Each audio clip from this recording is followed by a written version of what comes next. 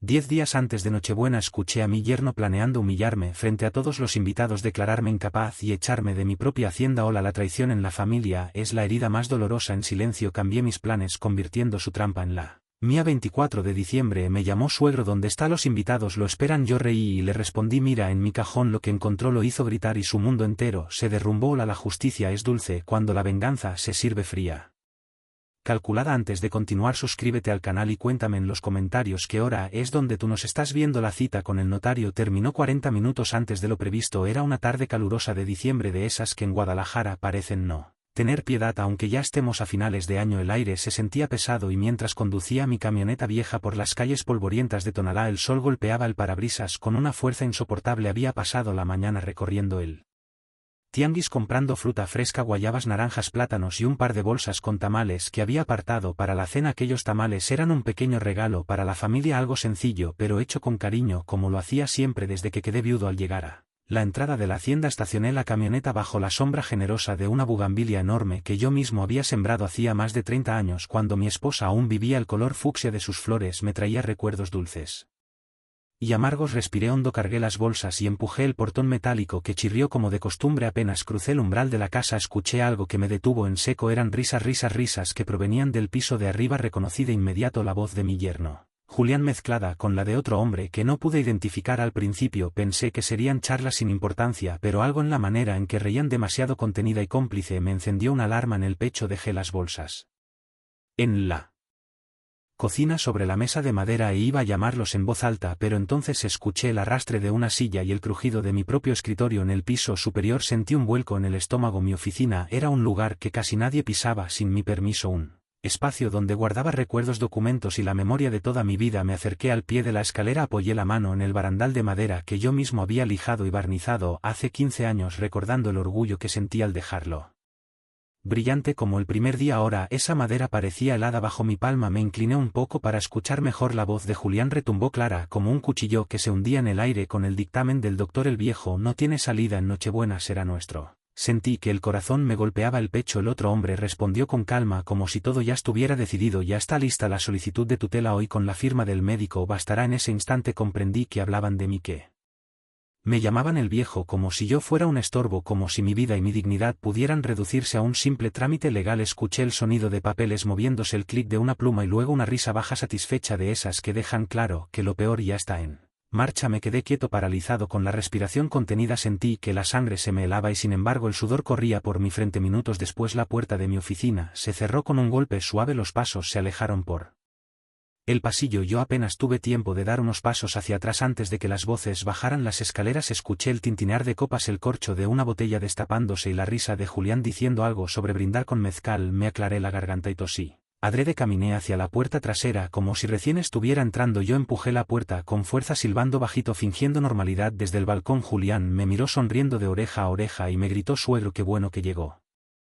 Hoy estábamos hablando de la cena de Nochebuena. Levanté la bolsa de tamales y forcé una sonrisa. Acabo de pasar por el tianguis, pensé en traer algo para la noche. Él rió y levantó su copa como si todo estuviera bien. Fui directo a la cocina. El sonido del agua en el fregadero cubría mis pensamientos. Me lavé las manos despacio, mirando de reojo el espejo que colgaba junto a la puerta. En el reflejo vi a Julián inclinarse hacia el hombre que lo acompañaba. Sus labios se movieron rápido, susurrando algo y ambos soltaron una risa baja contenida que me atravesó como una espina. Hoy traté de mantener la calma, saqué un cuchillo y empecé a cortar las guayabas, pero las manos me temblaban. Al caer la tarde el ambiente en la casa se llenó de olores familiares. El pozole burbujeando en la olla, el aroma del maíz y del chile. Mi hija, ajena a todo, iba y venía de la cocina al patio preguntándome si estaba cansado, ofreciéndome una silla para descansar. Yo asentía fingiendo que todo estaba bien. Mientras tanto, Julián acomodaba las mesas en el patio, moviendo sillas, riendo con los vecinos que pasaban a saludar como si no hubieran el más que cordialidad. A veces me dirigía una mirada, un gesto amable, pero ahora, con lo que había escuchado, cada movimiento suyo me parecía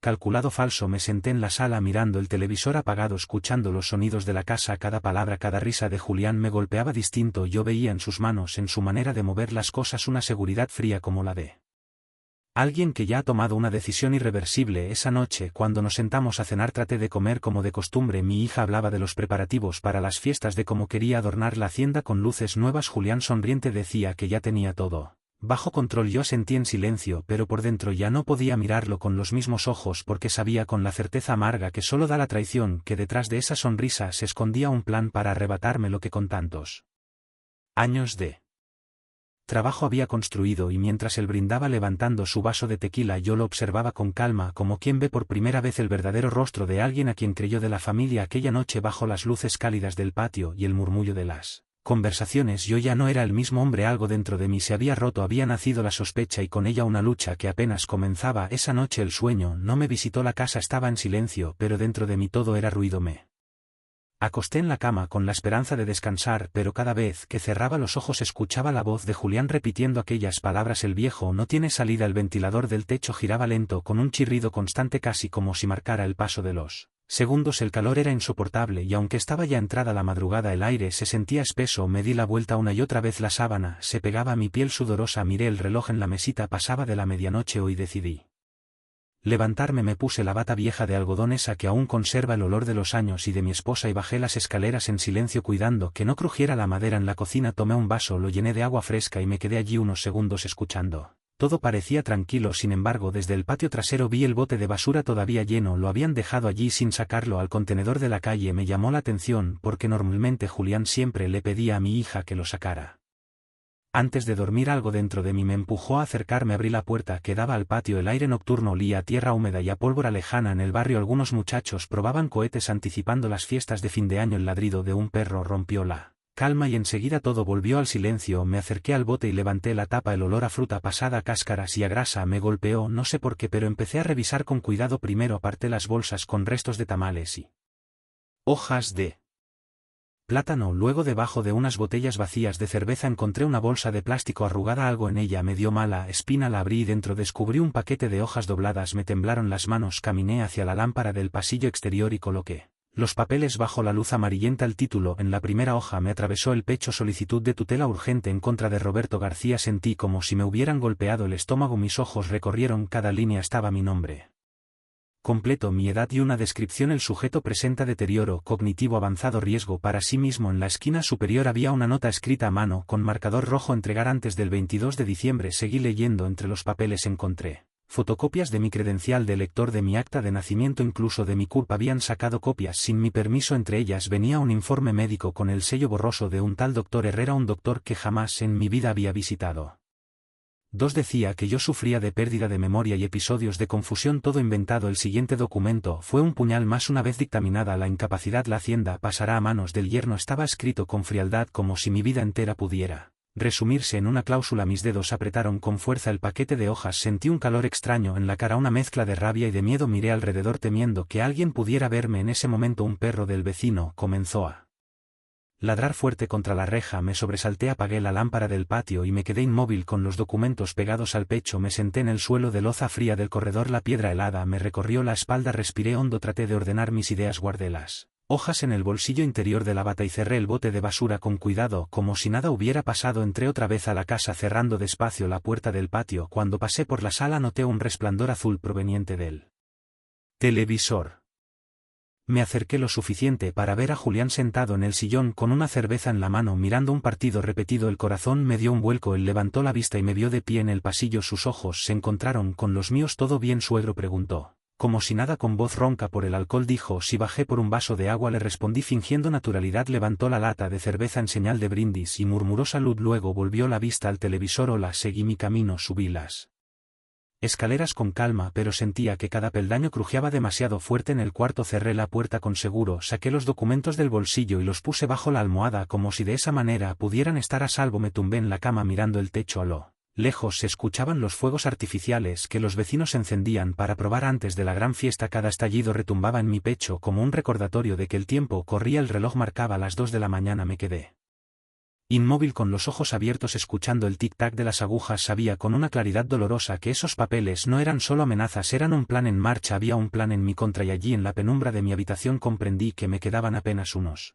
días para defender lo que era mío. Mis manos sudaban, mi respiración era agitada, pero dentro de mí empezaba a nacer una decisión. No podía permitir que me arrebataran la hacienda. El sueño nunca llegó. Pasé la noche entera oyendo el ventilador crujir y el eco de mis propios pensamientos esperando el amanecer con el corazón firme en que la batalla apenas comenzaba. El canto de los gallos me sorprendió despierto. En realidad nunca dormí. El cielo apenas clareaba y ya estaba sentado en él escritorio de mi oficina con todos los papeles que había rescatado del bote de basura extendidos frente a mí. La luz tenue que entraba por la ventana iluminaba las letras rojas de aquellas notas malditas. No quería volver a leerlas, pero sabía que debía hacerlo con calma, como quien revisa la escena de un crimen buscando cada huella. Tomé el viejo cuaderno de piel que había pertenecido a mi esposa. Era un objeto cargado de recuerdos. Allí ella apuntaba gastos de la casa, listas de compras, hasta recetas. Yo lo abrí en una página limpia y empecé a escribir con mano firme, como si al ponerlo en palabras pudiera darle orden al caos. Anoté hacienda, valor aproximado 12 millones de pesos, cuenta Banamex activa, joyas de mi esposa en caja fuerte, documentos en closet. Hoy quería hacer un inventario claro, tangible, que me recordara lo que estaba en juego. No solo era una propiedad, eran los frutos de mi vida entera, el hogar donde vi crecer a mis hijos, el lugar donde había enterrado parte de mi alma junto a la memoria de mí mujer. Mientras escribía, un ruido me hizo levantar la vista. Un camión urbano pasó frente al portón de la hacienda y el traqueteo hizo vibrar los vidrios de las ventanas. El sol comenzaba a pintar de dorado las bugambillas que colgaban pesadas sobre la barda. Ese contraste entre lo hermoso del amanecer y la oscuridad de lo que yo acababa de descubrir me llenó de rabia contenida. Al poco rato escuché pasos suaves detrás de mí. Hola. Mi hija, aún despeinada, entró con voz somnolienta. Papá, ¿dormiste algo? Te ves cansado. Sonreí con esfuerzo y le respondí: no te preocupes, hija. Hola, estoy acostumbrado a levantarme temprano, ya sabes, viejas costumbres. Ella me abrazó fugazmente y volvió a la cocina. Desde allí llegó el aroma dulce del café de olla recién hecho mezclado con la música ranchera que salía del radio del vecino. Aquellos sonidos y olores familiares me dieron una breve sensación de normalidad, aunque por dentro me sentía al borde del abismo. Hoy nos sentamos a desayunar. Mi hija sirvió pan dulce y café. En ese momento apareció Julián por la puerta del patio con camisa blanca y el celular pegado al oído. Fingía estar muy ocupado, pero sus ojos brillaban con una seguridad que ahora me resultaba insoportable. Tengo que resolver unos asuntos de la oficina, suegro, dijo en tono ligero mientras hacía una seña para que le sirvieran café. Se apartó al pasillo y bajó la voz. Yo alcancé a escuchar claramente: si el notario ya tiene los papeles listos, después de Nochebuena firmamos todo. Mi corazón dio un brinco. Tomé el cuaderno y escribí con letras grandes: tiempo límite 8 días. Mantuve el gesto sereno, bebí mi café y fingí estar distraído con el periódico, pero dentro de mí ya se estaba dibujando una estrategia. Después del desayuno le dije a mí hija que iría al mercado a comprar verduras. En lugar de eso manejé hasta Plaza Tapatía, aparqué cerca de una fuente y entré en un café pequeño casi escondido en una esquina. Pedí un café negro y me senté en una mesa del fondo. Saqué mi viejo teléfono y, aprovechando la red wifi del local, busqué información sobre los juicios de tutela en Jalisco. Leí con atención el proceso. Podía tardar semanas, pero había un apartado de urgencia que permitía resoluciones rápidas si se alegaba peligro inminente. Sentí un escalofrío. Julián cegadamente ya tenía todo planeado para hacerme pasar por incapaz. Yo no podía esperar a defenderme. Después debía actuar antes. Guardé las notas y salí del café con el corazón acelerado. El bullicio de los vendedores ambulantes, los globos de colores, los niños corriendo tras las palomas, todo seguía su curso normal. Solo yo llevaba en los bolsillos la certeza de una traición. Cuando regresé a la hacienda lo vi en el portal. Julián fumaba un Marlboro con gesto relajado a su lado.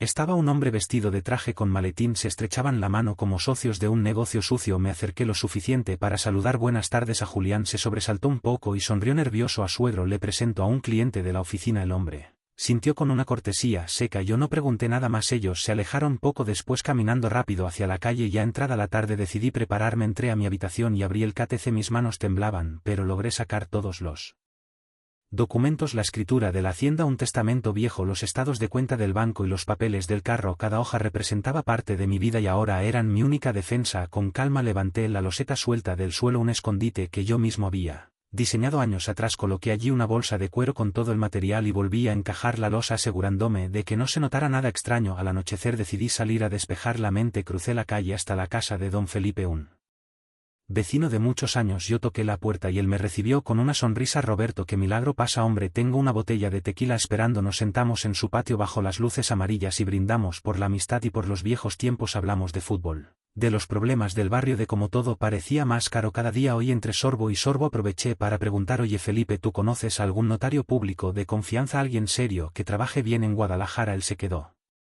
pensativo y luego asintió: claro, un amigo mío trabaja en la colonia americana, es discreto y muy correcto, se llama Ramírez, te paso el dato. Saqué mi libreta y anoté rápidamente. Le agradecí con sinceridad intentando no mostrar la urgencia que me quemaba por Dentro, cuando volví a casa, la noche estaba silenciosa. Pasé junto al patio y vi que Julián hablaba otra vez por teléfono, caminando en círculos, gesticulando. Me oculté entre las sombras y escuché un fragmento: todo estará listo después de Navidad. No hay manera de que el viejo lo arruiné. Me mordí los labios, subí a mi cuarto sin hacer ruido, cerré con llave y abrí mi cuaderno. Una vez más escribí en letras grandes: mañana notario. Esa noche tampoco dormí, me quedé acostado escuchando los estallidos de cohetes en la lejanía y el tic-tac del reloj. Sentía el peso de los días que me quedaban, 8, solo 8, y en ese plazo debía salvar mi vida entera. Amaneció con un cielo nublado pesado, como si el mismo día cargara con mi preocupación. Me levanté antes de que mi hija y Julián despertaran. En la cocina encendí la cafetera y preparé un termo con café negro, como si fuera a pasar una mañana cualquiera en el taller de un viejo amigo. Quería que todo pareciera normal. Cuando mi hija me vio con las llaves en la mano, le dije que tenía que llevar la camioneta a un taller en el centro para cambiarle el aceite. Ella sintió sin sospechar nada. Mientras Julián aún dormía en la habitación contigua, subí a la camioneta y conduje hacia el centro de Guadalajara. El bullicio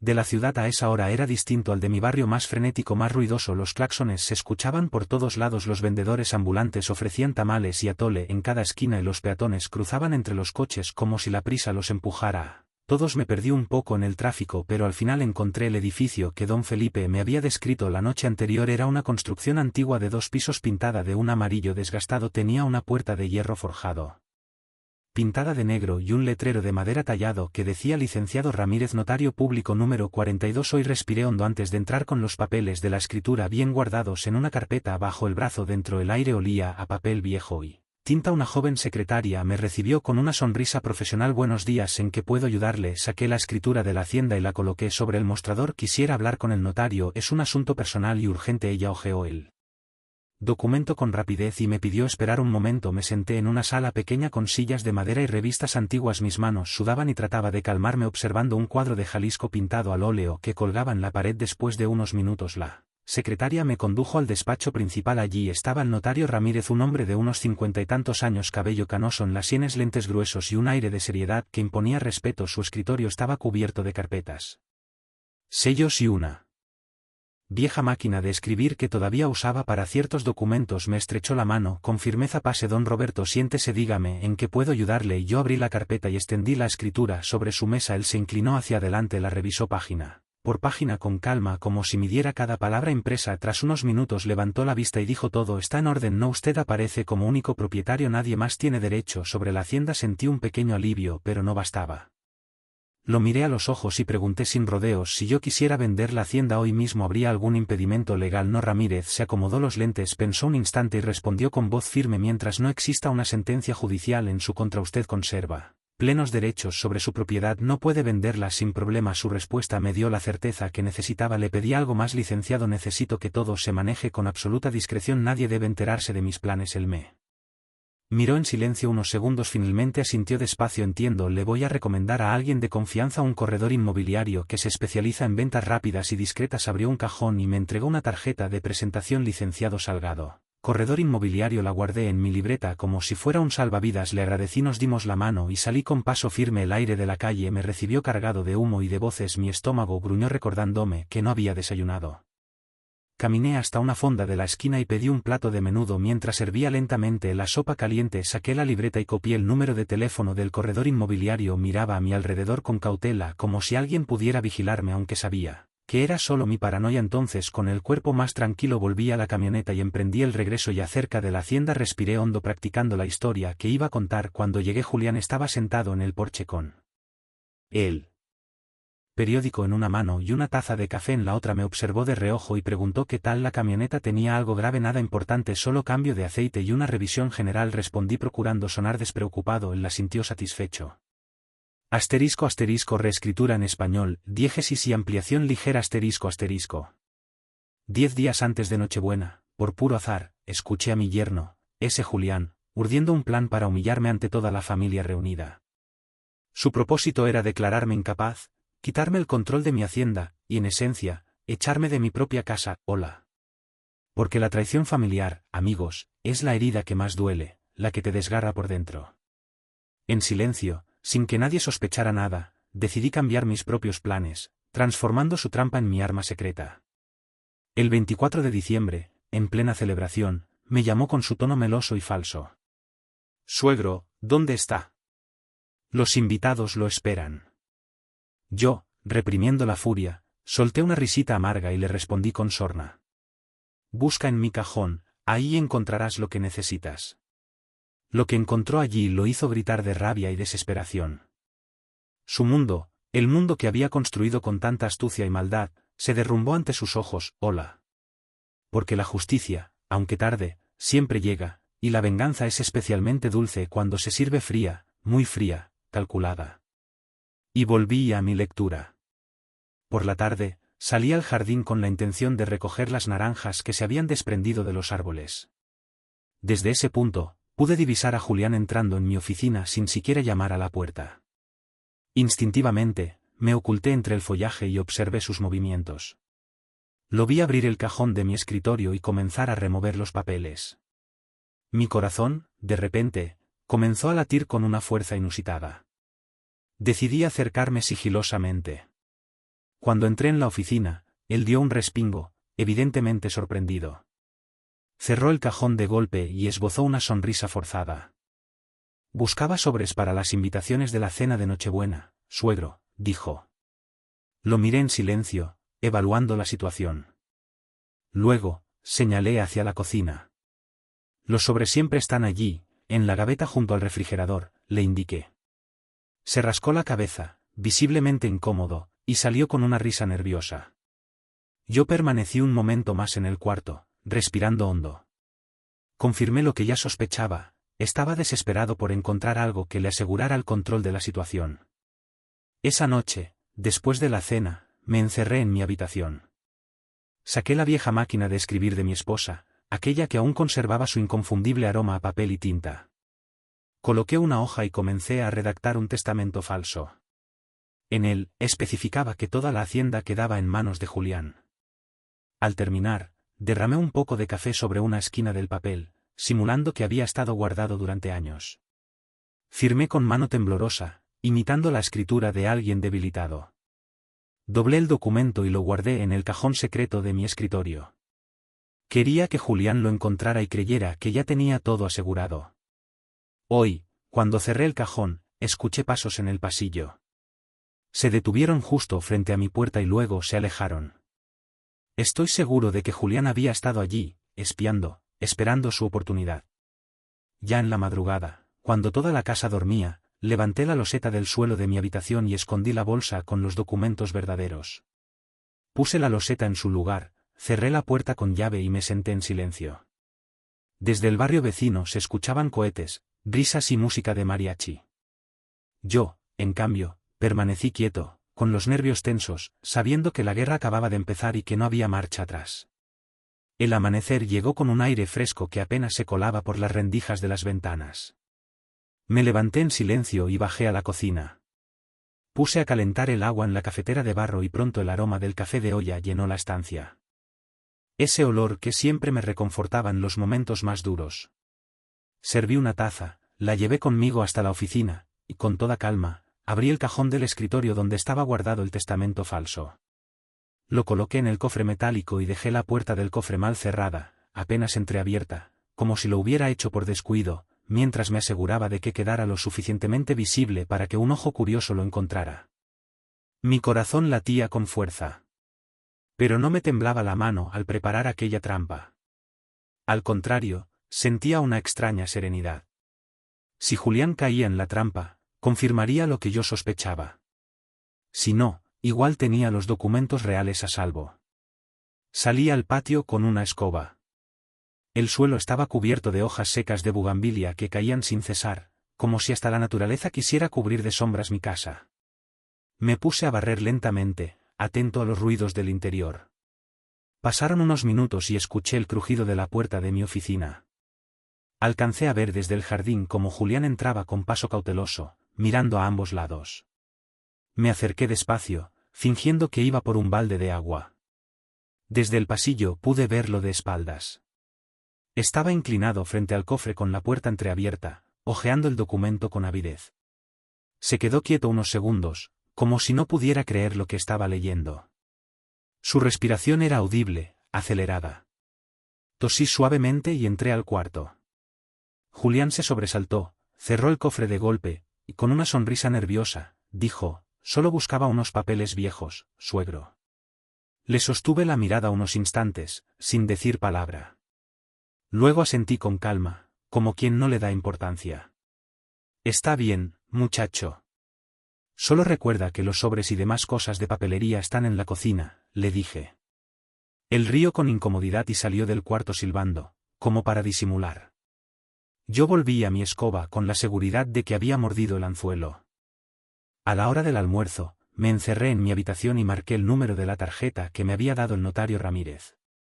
Contestó una voz firme, la de un hombre acostumbrado a negociar. Licenciado Salgado, corredor inmobiliario, ¿con quién habló? Con Roberto García. El notario Ramírez me recomendó. Tengo una propiedad que necesito vender rápido y en silencio. Hubo un breve silencio al otro lado y luego él respondió, podemos reunirnos mañana en la oficina, señor García. Si quiere una venta rápida, tengo clientes interesados en efectivo. Traiga la escritura. Colgué con un suspiro de alivio.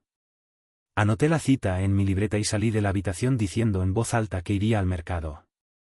En lugar de eso, conduje hasta un pequeño local de telefonía en la avenida principal. Compré un nuevo chip de celular y lo coloqué en un teléfono viejo que guardaba desde hacía años. A partir de ese momento, ese sería mi canal exclusivo con el corredor inmobiliario y con cualquier abogado. Nadie, y menos Julián, debía tener acceso a esas conversaciones. Volví a la hacienda con un par de bolsas de verduras para justificar mi ausencia. En la cocina, mi hija estaba preparando tamales para la cena de Nochebuena. Me miró sonriente y me pidió que vigilara la olla mientras ella cortaba algunos ingredientes. Julián entró justo entonces con el celular en la mano. Voy por hojas de plátano, ya vengo, dijo con prisa y salió hacia el patio. Antes de irse, me quedé en la puerta observándolo. Caminaba de un lado a otro, hablaba en voz baja, pero con entusiasmo, como si estuviera dando órdenes. Cuando me acerqué unos pasos, él se calló de inmediato y me dijo con voz forzada, era mi jefe, nada más. Sonreí con frialdad y me giré hacia la cocina. Sabía que estaba mintiendo. La tarde avanzó. El sol caía lentamente sobre los techos, pintando las paredes de la hacienda con un tono anaranjado. Decidí preparar una trampa más. Tomé una botella de tequila que llevaba años guardada y la coloqué sobre la mesa del comedor. Cuando Julián regresó, lo invité a sentarse conmigo. Hijo, hace tiempo que no brindamos. Tómate un trago conmigo. Él aceptó encantado. Llené 2 vasos y chocamos con fuerza. Por la familia, exclamó él con una sonrisa amplia, casi exagerada. Lo observé beber de un solo trago, reír y llenar de nuevo su copa. Pero detrás de esa sonrisa yo veía otra cosa, la codicia brillando en sus ojos. Conversamos un rato sobre banalidades, el trabajo, el fútbol, la cena de Nochebuena. Él se mostraba cercano, incluso cariñoso, pero cada palabra suya sonaba hueca. No era un yerno preocupado por su familia, era un hombre convencido de que pronto tendría en sus manos lo que no le correspondía. Cuando se fue a dormir, yo esperé unos minutos antes de levantarme. Caminé hasta la oficina y abrí el cofre. El testamento falso no estaba en la misma posición en la que lo había dejado. Estaba ligeramente torcido, las esquinas dobladas por el uso. Lo había leído, revisado, cegadamente, más de una vez. Apoyé la espalda contra la pared y respiré hondo. La trampa había funcionado. Julián ya estaba convencido de que todo era suyo, de que pronto la hacienda le pertenecería. Esa falsa seguridad lo haría bajar la guardia y yo tendría el tiempo suficiente para ejecutar mi verdadero plan. Luego cerré el cofre, apagué la luz y me dirigí a mi habitación. Antes de acostarme, me detuve frente a la ventana. El barrio estaba en silencio, solo algunos cohetes sonaban a lo lejos anunciando las fiestas. Miré las sombras largas que se proyectaban en el patio y pensé en mi esposa. Si estuviera viva, quizá todo esto sería distinto.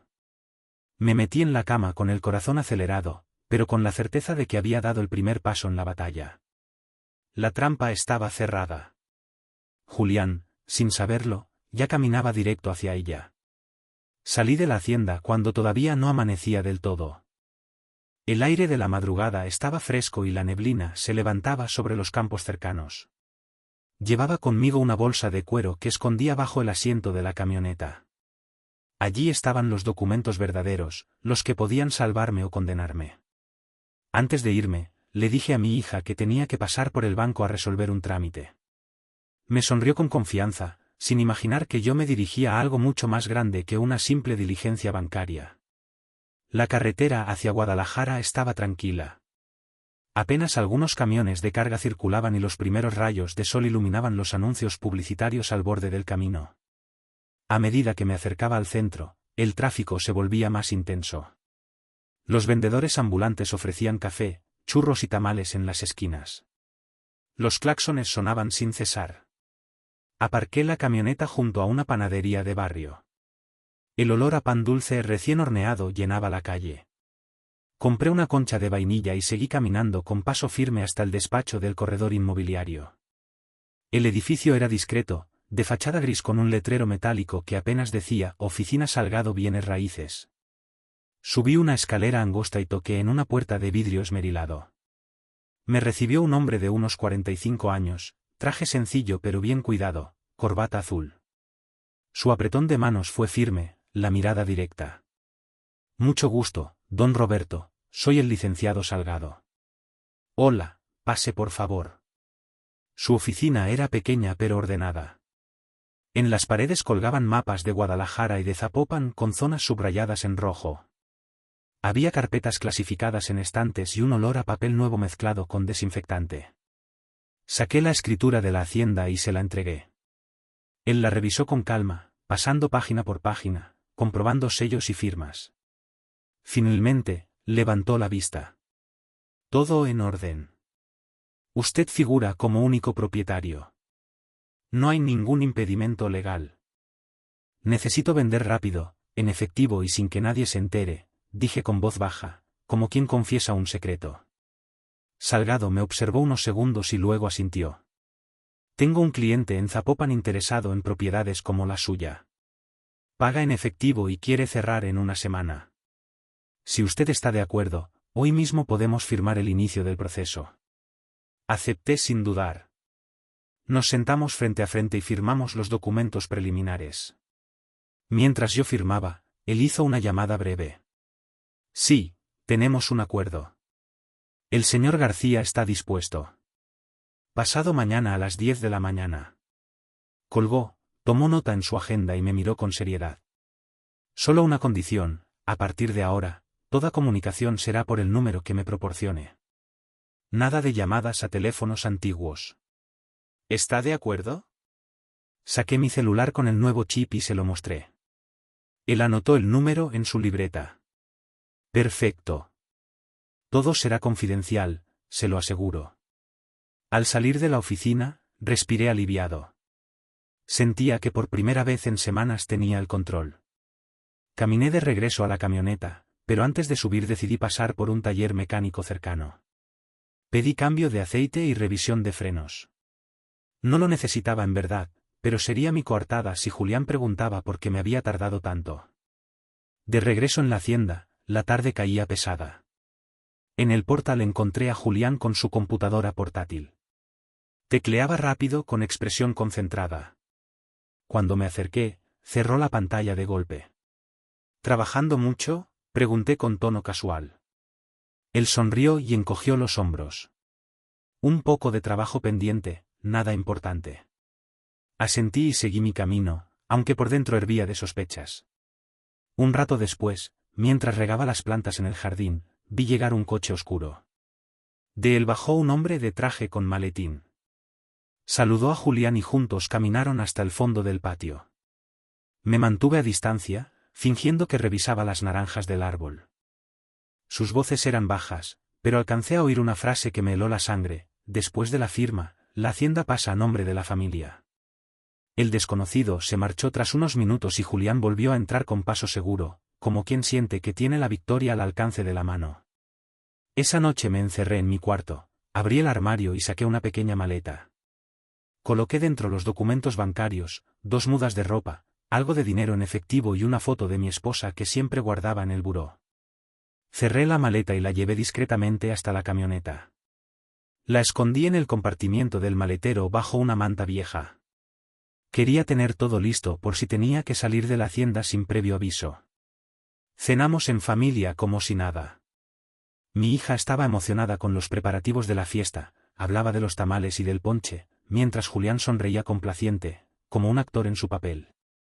Yo masticaba despacio, sin probar realmente la comida. Mi mente estaba en otro sitio, calculando tiempos, repasando cada detalle. Antes de dormir, me recosté en la cama y encendí el teléfono con el nuevo chip. Había un mensaje de Salgado: el comprador viene pasado mañana a las 10. Luego llevé las llaves y la escritura. Leí y releí aquellas palabras. Después borré el mensaje de inmediato, temiendo que alguien pudiera encontrarlo. Apagué el teléfono y lo puse debajo de la almohada. Hoy me quedé inmóvil en la oscuridad, escuchando el eco lejano de los mariachis que tocaban en una fiesta vecina y el estruendo de cohetes que iluminaban el cielo de diciembre. Para los demás era temporada de celebración, para mí era la víspera de una batalla decisiva. Sabía que solo me quedaban 2 días. 2 días para desmontar la trampa que habían tendido contra mí y demostrar que la hacienda no sería jamás de quien quería arrebatármela. Y mientras el barrio celebraba, yo me quedé en silencio con el corazón firme en que esa Nochebuena no sería como las demás. Sería la noche en que el destino cambiara de dueño. El amanecer del 24 de diciembre llegó con un aire distinto. La hacienda se llenó desde temprano de un bullicio alegre. Ollas golpeando en la cocina, voces apuradas, pasos corriendo de un lado a otro. Mi hija con el delantal amarrado y el cabello recogido a toda prisa ya estaba frente a la estufa preparando el mole y el pozole. Los aromas espesos y dulces de las especias se extendían por cada rincón de la casa, mezclados con el olor de la leña que ardía en el fogón.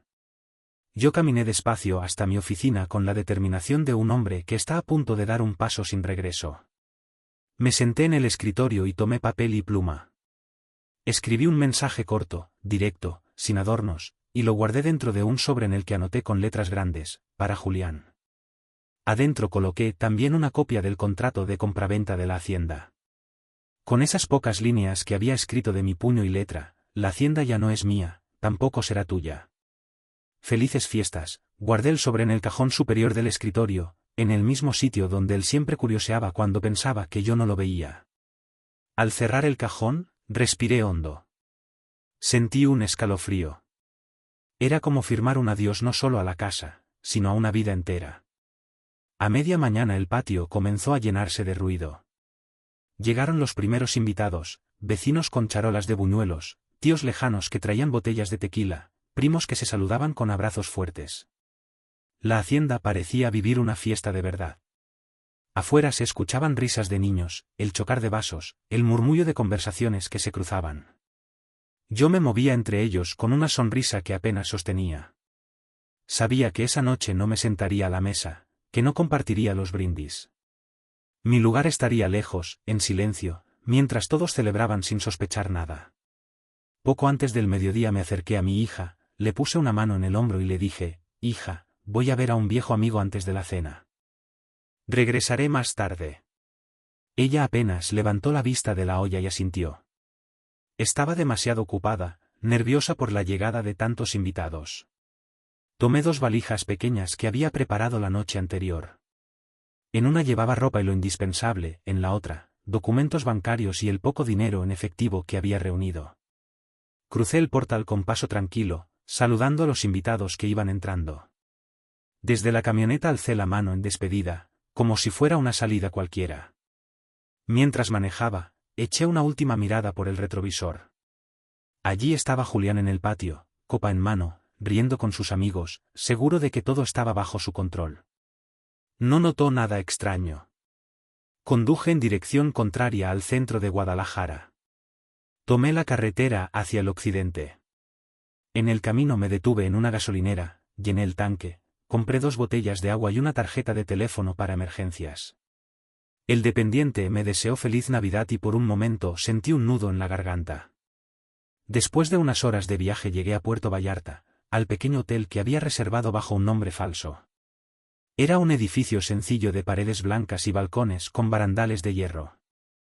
En la recepción una joven sonriente me entregó la llave de la habitación del segundo piso. La habitación era austera, una cama matrimonial, un ropero de madera y una ventana amplia que daba al mar. Abrí las cortinas y allí estaba el sol cayendo lentamente sobre la bahía, pintando el cielo de tonos rojos y anaranjados. Me quedé un momento de pie respirando el olor salado del océano. Saqué el teléfono y marqué el número de Salgado.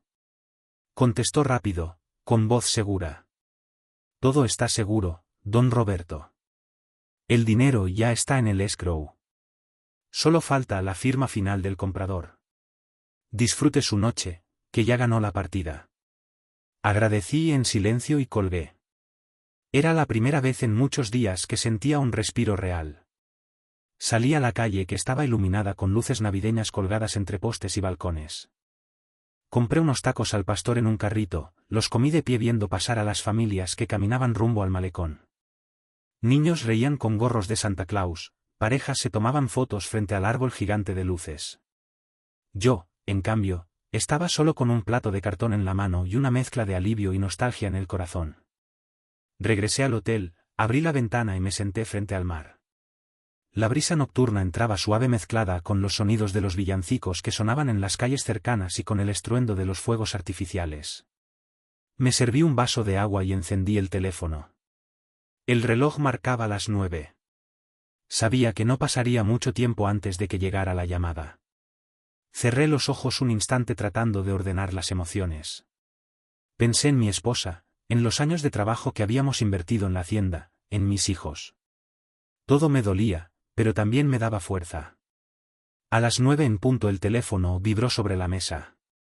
Lo tomé en la mano y esperé a que sonara unas veces antes de contestar. Sabía de quién era, sabía que ese momento sería el inicio del desenlace. La pantalla iluminaba el nombre de Julián. Mi corazón se aceleró, pero mi voz salió firme cuando contesté. La Nochebuena había comenzado, pero yo ya no era parte de la fiesta. Esa noche me pertenecía a mí, a mi verdad y a la trampa que estaba a punto de cerrarse sobre él. El reloj de la mesita marcaba a las 9:30. Había paseado por el balcón un par de veces, mirando la plata del mar que se perdía en la distancia y luego había vuelto a la cama con el teléfono en la mano. No, no fue una espera pasiva. Repasé mentalmente cada paso que había dado, comprobé en voz baja los nombres de los documentos que llevaba en la bolsa de cuero y recordé la voz del licenciado Salgado, todo está seguro. Pero la certeza no quitaba el nudo en el estómago, más bien lo hacía punzante. Sabía que la llamada de Julián llegaría, la intuición me lo decía desde la mañana. Cuando el teléfono sonó, lo vi iluminarse con su nombre. Esperé, dejé que sonara 4 timbres, como quien alarga un momento antes del desenlace. No quería parecer ansioso, aunque lo estaba. Contesté con voz serena, intentando que no temblara. Diga. Al otro lado, la voz de Julián sonó primero dulce, como si quisiera enmascarar el temblor. Suegro, ¿dónde está? Todos le esperan para la cena. Le escuché respirar. Noté la lógica de su estrategia, apelar a la costumbre, al deber familiar, a la vergüenza para forzar mi regreso. Yo ya no me movía por esas cadenas. Respondí corto, con la calma de quien tiene la verdad en la mano, estoy exactamente donde debo estar, lejos de ti. Un silencio corto y luego un intento de presión. Su voz se volvió más áspera, la tranquilidad fingida empezó a resquebrajarse. Esto no es gracioso, regrese ya, hoy tenemos el pavó, la familia. Me cortó el aliento la manera en que dijo la familia, como si creyera que la sola presencia de parientes sobornaría mi sentido de lo correcto. Pero yo no podía ni quería volver al escenario que había preparado. Intervine, no por provocar, sino por aprovechar el acero de la verdad. Mira en el cajón de mi escritorio, allí tienes tu regalo de Nochebuena. En la línea se sintió el ruido de pasos apresurados. Me quedé en silencio para escuchar. A mi oído llegó, a través del hilo invisible, el sonido de sillas que chirriaban, un leve tropel de zapatos sobre el suelo y luego el murmullo confuso de la gente. La línea transmitía la atmósfera de la sala, voces, preguntas, sorpresa. Pocos segundos después, la voz de Julián se quebró en un grito más alto de lo que hubiera esperado. No puede ser, está firmado, fechado. Escuché a mi hija, su voz entrecortada, ¿qué pasa, Julián? Después el alboroto de los invitados, un corrillo, risas nerviosas que se volvían cuchicheos. Oí el rasgar de papel, probablemente el sobre que dejé, y luego, en el fondo, un ruido sordo como si alguien estrujara hojas con fuerza. Con el teléfono pegado a la oreja, percibí el estallido de incredulidad que brotaba de su garganta. La vendió. La hacienda ya no existe para nosotros. Entonces sentí como se me apretaba el pecho, no por la noticia, yo ya lo había previsto, sino por la reacción de la gente, que hasta entonces me veía como el anciano amable de la casa. En la línea la confusión se extendía como una mancha, voces que preguntaban explicaciones atropelladas, la presencia de familiares que intentaban entender. Le hablé despacio, controlando cada palabra, la casa se vendió antes de tu trampa, ya no tienes nada. Su enojo se soltó como una bestia herida, pasó de la desesperación a la agresión en un segundo. Viejo desgraciado, no se va a salir con la suya, lo voy a destruir en los tribunales. Apenas terminó la amenaza, activé la grabadora del teléfono. No lo hice por maldad, lo hice por prudencia. Cada palabra suya podía servir algún día para mostrar la verdad. Seguí hablando como quien mantiene la calma frente a un huracán. Cada palabra tuya queda registrada, Julián, ya no puedes ocultar lo que has hecho. Durante unos instantes, la sala se llenó de un murmullo de insultos sofocados, un torrente de palabras ahogadas que expresaban la sorpresa y la indignación de los presentes. Luego, un silencio cortante, un vacío denso que parecía pesar sobre todos, se apoderó del ambiente.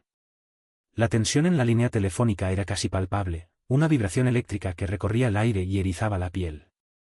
Oía a alguien tomar el auricular con brusquedad, con una violencia que anticipaba lo que estaba por venir, y después un ruido sordo, un golpe seco que resonó en mis oídos como un trueno lejano. La historia, esa historia que había estado siguiendo de cerca, me alcanzó de lleno en forma de un estallido de rabia incontenible. Julián gritó obscenidades, palabras soeces y llenas de furia que laceraban el aire, y tras unos segundos de respiración pesada, jadeante, como un animal acorralado, arrojó el teléfono sobre una mesa con toda su fuerza. Escuché el sonido del aparato golpeando la madera, un impacto seco y resonante que parecía simbolizar la ruptura de algo importante. Hubo confusión en la sala, un desconcierto generalizado que se reflejaba en los rostros de los invitados. Algunos se acercaron al cuarto donde estaba el escritorio, movidos por la curiosidad y la preocupación, mientras que otros, incrédulos y asustados, empezaron a retirarse discretamente, buscando escapar de la tensión sofocante. Se escucharon pasos que se alejaban, el crujido de una puerta al cerrarse, un sonido que marcaba la retirada de aquellos que no querían ser testigos de la debacle. Por la línea me llegaron ecos distorsionados, fragmentos de conversaciones inconexas. La voz de mi hija llamando a alguien, llena de angustia y desconcierto, preguntas que no terminaban de formarse, dudas que flotaban en el aire sin encontrar respuesta. Algunos invitados, al ver la escena, optaron por marcharse en silencio, prefiriendo la discreción a la incomodidad. Otros se miraban entre sí, buscando una explicación, una respuesta a lo que acababan de presenciar, sin saber qué creer, atrapados en un mar de incertidumbre. Yo, por mi parte, guardé la serenidad que había cultivado durante años, una máscara de calma que me había servido como un arma en momentos difíciles. Apagué la grabación cuando escuché el tropel final de la gente alejándose, el sonido de sus pasos apresurados que marcaban el fin de la escena. La guardé y la copié en un archivo seguro que ya había preparado en la nube, una carpeta a la que la abogada tendría acceso en cuanto lo necesitara, un respaldo que me daría la tranquilidad de saber que la verdad estaba a salvo.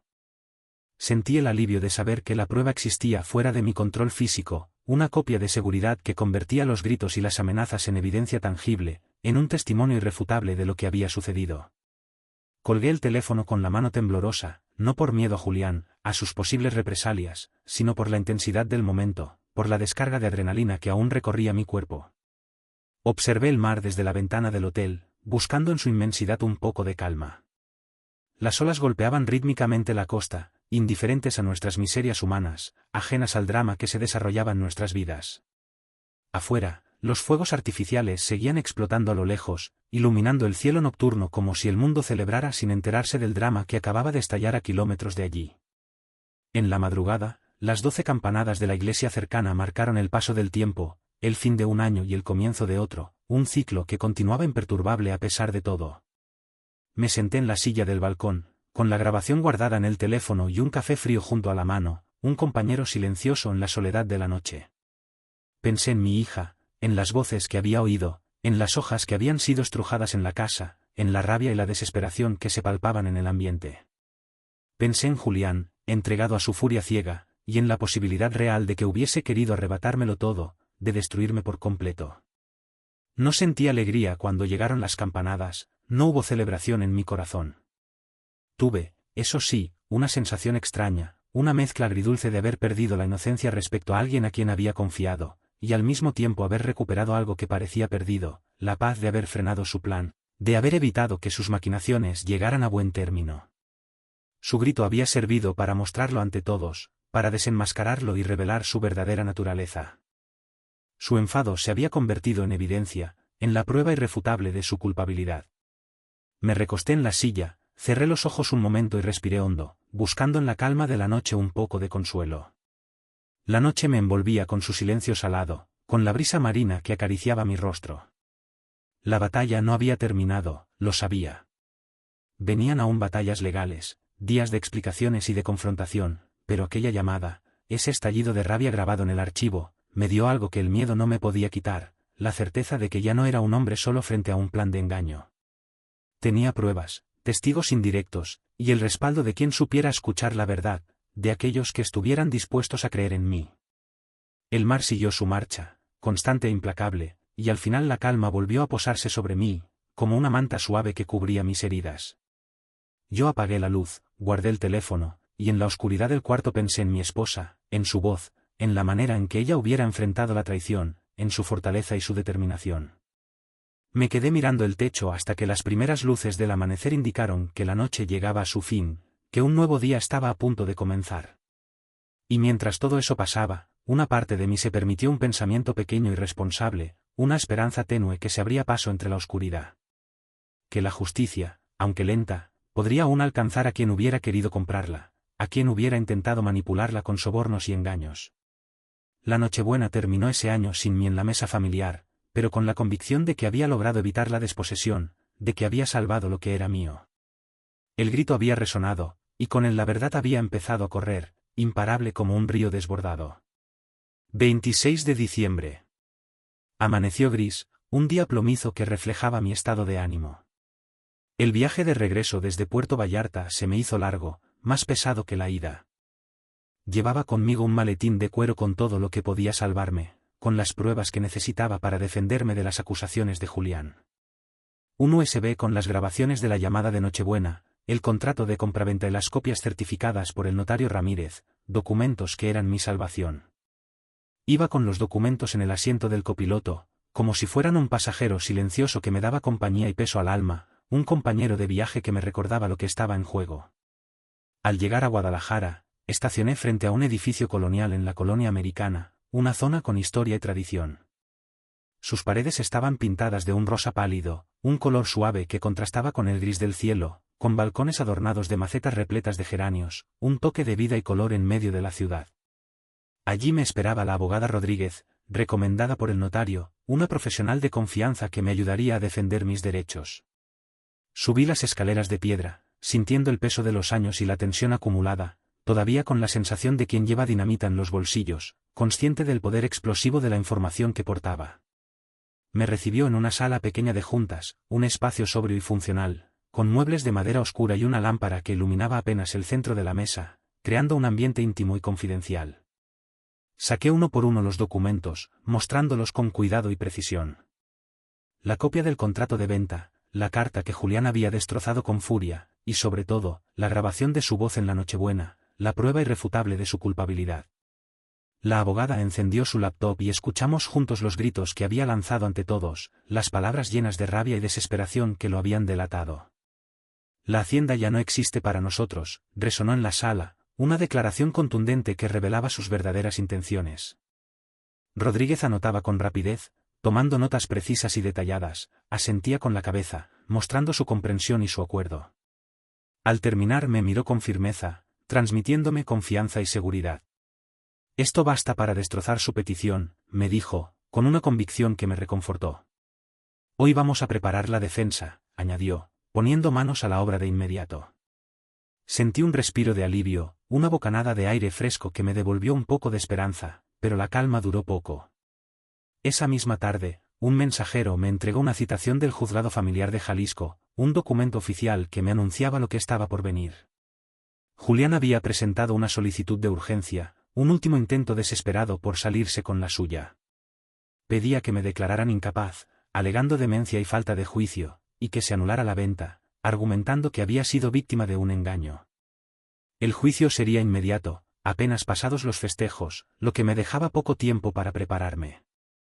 La noticia me cayó como un balde de agua fría, helándome el cuerpo y paralizando mis pensamientos, pero no me derrumbó. Llamé a la abogada, buscando en su experiencia un poco de consuelo y orientación.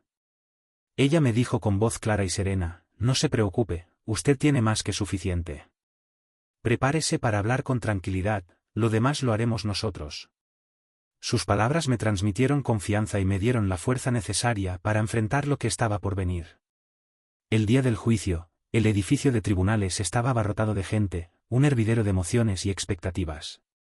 Familias enteras aguardaban por distintos casos, cada uno con su propia historia y sus propios problemas. El murmullo llenaba los pasillos, creando un ambiente tenso y opresivo, y el eco de los tacones y zapatos contra el mármol hacía que todo sonara más solemne, como si estuviéramos en un templo de la justicia. Yo llegué con mi traje viejo, planchado con cuidado para la ocasión, y la corbata azul que me había regalado mi esposa en un aniversario, un recuerdo que me daba fuerzas. Hoy me miré en el reflejo de una ventana y recordé su voz diciéndome: te ves digno, palabras que resonaron en mi interior y me recordaron la importancia de mantener la frente en alto. Entramos a la sala, un espacio frío y formal donde se impartía la justicia. La jueza, una mujer de cabello recogido en un moño severo, tomó asiento en el estrado, observando a los presentes con una mirada escrutadora. A mi lado, la abogada Rodríguez repasaba sus notas con serenidad, transmitiéndome confianza y seguridad.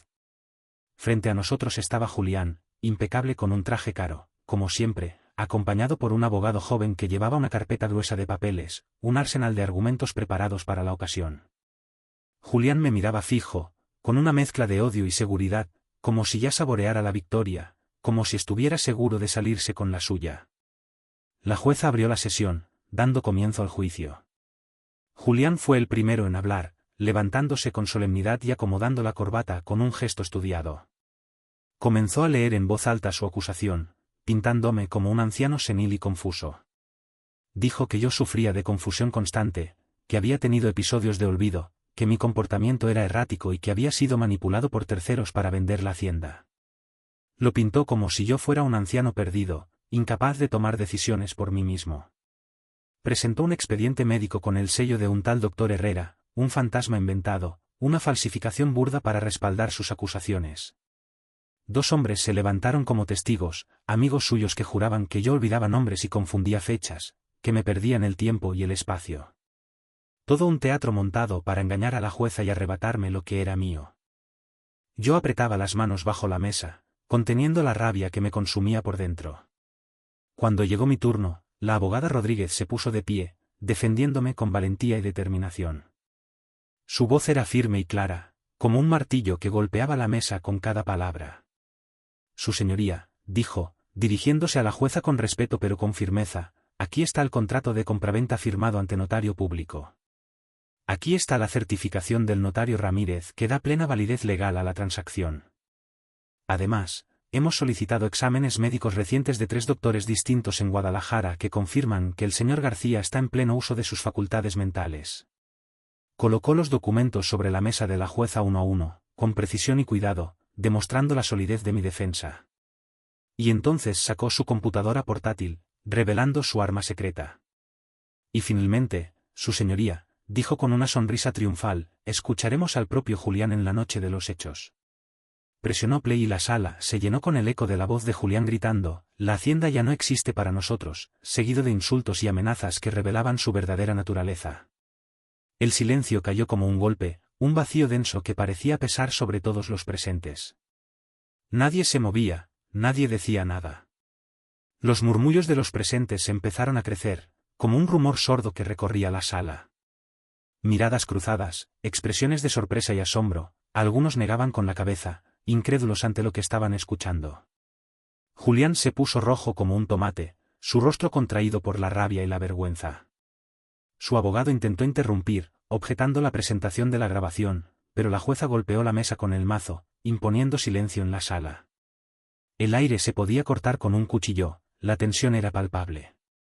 Yo respiré hondo, sintiendo por primera vez en todo ese tiempo que me sentía visto, que me creían, que la verdad estaba saliendo a la luz. La jueza se tomó su tiempo, revisando los documentos con detenimiento, volviendo a escuchar un fragmento de la grabación para asegurarse de no dejar cabos sueltos. Al final, levantó la vista con un tono firme y sin titubeos, dictando su veredicto: el tribunal rechaza la petición presentada por Julián Martínez. Los documentos médicos exhibidos presentan inconsistencias y serán enviados al Ministerio Público por posible falsificación. El contrato de compraventa se mantiene válido. No pude evitar cerrar los ojos un instante y dar gracias en silencio, no por el triunfo económico, sino porque la verdad había salido a la luz, porque la justicia había prevalecido. Firmé el acta de la resolución, cumpliendo con el último trámite burocrático. A la salida, en el pasillo, vi a Julián descompuesto, gritando por teléfono, insultando a alguien con el rostro desencajado por la rabia. Mi hija estaba allí, a unos metros de distancia, con la mirada baja, paralizada por la situación, incapaz de acercarse a mí o a su marido. La vi temblar, como si no supiera de qué lado debía estar, dividida entre el amor por su padre y la lealtad a su esposo. Mi corazón se encogió al verla así, porque entendí que la batalla no solo había sido contra él, sino también contra la ilusión de familia que aún quedaba, contra el sueño de un hogar unido que se había roto en 1000 pedazos. Caminé despacio hacia la salida, con la sensación amarga de la victoria, consciente del precio que había pagado por defender mis derechos. El aire de Guadalajara olía a tierra húmeda después de la lluvia, un aroma fresco que me recordaba la vida que seguía adelante, a pesar de todo. Al levantar la cabeza vi un cielo despejado, como si quisiera darme un respiro, como si el universo me ofreciera un poco de consuelo. Yo sabía que la guerra no había terminado, que aún quedaban batallas por librar, pero ese día, en ese tribunal, había recuperado algo más valioso que la hacienda, algo que nadie me podía arrebatar: mi dignidad. Unas semanas después del juicio, mientras aún sentía el cansancio de tantos días de tensión, recibí la noticia que marcaba un nuevo giro en la historia, un rayo de esperanza que iluminaba mi camino. La abogada Rodríguez me llamó temprano, su voz sonaba firme al otro lado de la línea, transmitiéndome buenas noticias. Don Roberto, me dijo, el Ministerio Público ha abierto proceso contra Julián por uso de documentos falsos. Bueno, esto apenas comienza, pero lo importante es que usted ya ganó la batalla más dura, su honor y su libertad están intactos. Me quedé en silencio unos segundos, apretando el teléfono contra la oreja, tratando de asimilar la noticia. No sentí alegría inmediata, más bien un cansancio profundo, como cuando uno termina de subir una cuesta demasiado larga, como si todo el peso del mundo se hubiera quitado de mis hombros. Esa misma tarde decidí dar el siguiente paso, tomando la iniciativa y pasando al ataque. Yo ya no bastaba con defenderme, ahora era mi turno de responder, de hacer que Julián pagara por sus acciones. Presentamos una demanda civil contra Julián por daños y perjuicios, exigiendo además la compensación por los 2 años en los que vivió en la hacienda sin pagar ni un peso, aprovechándose de mi hospitalidad y de mi buena fe. Era lo justo, lo que merecía. Había disfrutado de comodidades a costa mía mientras tramaba cómo arrebatarme todo, mientras conspiraba a mis espaldas. Mientras el proceso avanzaba, me mudé a una casa pequeña en Tlaquepaque, un pueblo cercano a Guadalajara, conocido por su ambiente artístico y su rica tradición cultural. Era un lugar modesto, con paredes encaladas y un patio lleno de macetas con flores de colores, un refugio tranquilo donde podía escapar del estrés y la tensión de la ciudad. Allí encontré una paz que hacía mucho no sentía, una serenidad que me permitía dormir tranquilo por las noches. Cada mañana, al despuntar el sol, escuchaba las guitarras y trompetas de los mariachis que ensayaban en la plaza, mezcladas con las campanadas de la iglesia cercana, una melodía alegre que me llenaba de energía para comenzar el día. Por primera vez en mucho tiempo podía desayunar sin miedo de que alguien husmeara entre mis papeles, sin la constante paranoia de ser vigilado. Hoy me volví cliente habitual de una cafetería del barrio, un lugar acogedor donde me sentía como en casa. Doña Carmen, la dueña, siempre tenía una sonrisa para mí al verme llegar con mi libreta, sabiendo que venía a escribir. Se apresuraba a servirme un café caliente y a dejarme en la mesa un pedazo de pan dulce extra, un gesto amable que me reconfortaba. «Hola, ánimo don Roberto», me decía, con una voz cálida y llena de optimismo, «la verdad siempre sale». Yo asentía agradecido, sintiendo su apoyo y su cariño. En esas páginas de la libreta iba anotando cada detalle del caso, cada recuerdo, cada fecha importante. Era mi manera de prepararme para el juicio, de ordenar la memoria para que no quedara fisura alguna, para que no pudieran atacarme por ningún lado. El día del segundo juicio amaneció frío, con una llovizna que empañaba los vidrios del coche, creando un ambiente melancólico. Caminé hasta el tribunal con un portafolio en el que llevaba no solo documentos legales, sino también un póster con la línea de tiempo que yo mismo había preparado, mostrando con claridad y precisión cada etapa del conflicto. Desde el día en que descubrí los papeles en la basura, revelando la traición de Julián, hasta la venta de la hacienda, pasando por la llamada de Nochebuena, la prueba irrefutable de su culpabilidad. Quería que el juez viera con claridad y sin dudas cómo se había desarrollado cada paso, cómo había sido víctima de un plan meticulosamente elaborado para arrebatarme todo. La sala estaba llena de gente, curiosos que querían presenciar el desenlace de la historia. Julián llegó acompañado del mismo abogado joven, aunque ya no mostraba la misma seguridad que la vez anterior. Su rostro estaba más demacrado, sus ojos oscilaban entre el miedo y la rabia, revelando el tormento que estaba viviendo. Mi hija lo seguía unos pasos atrás, con el gesto cansado, como quien carga un peso que no le corresponde, atrapada entre dos bandos. El abogado de Julián intentó cambiar la estrategia, alegando que yo había sido manipulado por terceros, que alguien más se había aprovechado de mi edad y mi ingenuidad para convencerme de vender la hacienda. Pero cada palabra suya se estrellaba contra las pruebas que presentamos, la grabación de la llamada de Nochebuena, los estados de cuentas bancarios que mostraban el pago recibido, el testimonio del notario Ramírez, todos los elementos que confirmaban la validez de la transacción y la culpabilidad de Julián. Entonces yo mismo pedí la palabra, sintiendo la necesidad de expresar mis sentimientos y defender mi honor. Me levanté despacio, con las manos apoyadas en la mesa para que no me temblaran, y hablé con voz clara y serena, transmitiendo mi verdad con honestidad y convicción. Su señoría, dije, dirigiéndome al juez con respeto, no vengo aquí a pedir venganza, vengo a exigir justicia. Durante 2 años este hombre vivió en mi casa, compartiendo mi mesa y mi confianza, y me pagó con traición. Trató de hacerme pasar por demente, manipulando mis recuerdos y cuestionando mi cordura. Quiso arrebatarme lo que construí con toda una vida de trabajo, el patrimonio que había heredado de mis padres y que quería dejar a mis hijos. No solo me causó daño material, también me hirió en lo más profundo de mi ser, en mi dignidad como padre y como hombre.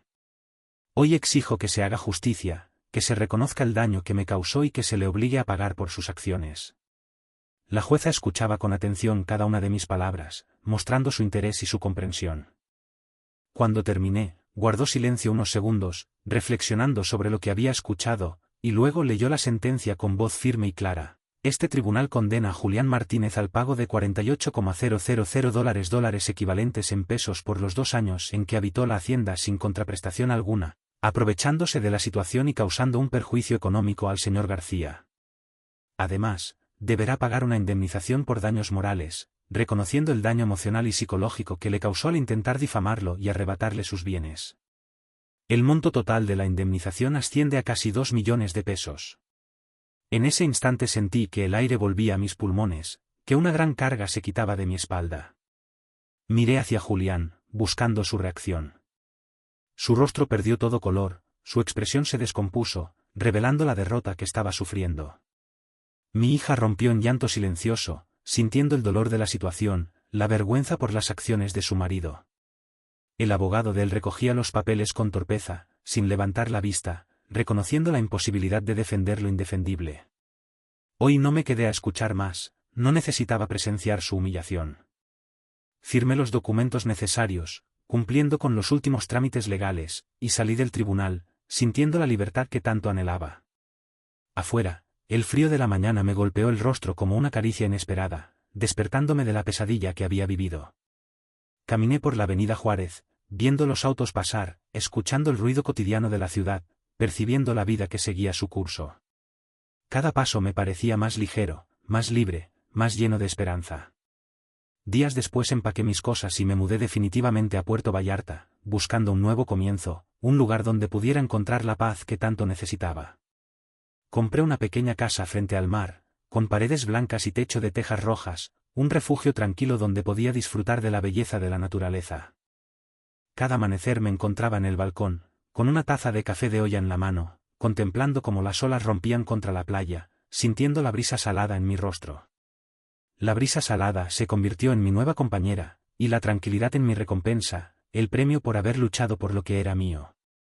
Una tarde, mientras el sol se ocultaba tras la bahía, pintando el cielo de colores cálidos y dorados, recibí una carta, un mensaje inesperado que me traía recuerdos del pasado. Era de Julián. La abrí con cautela, desconfiando de sus intenciones. Su letra era temblorosa, casi ilegible, revelando su estado de ánimo.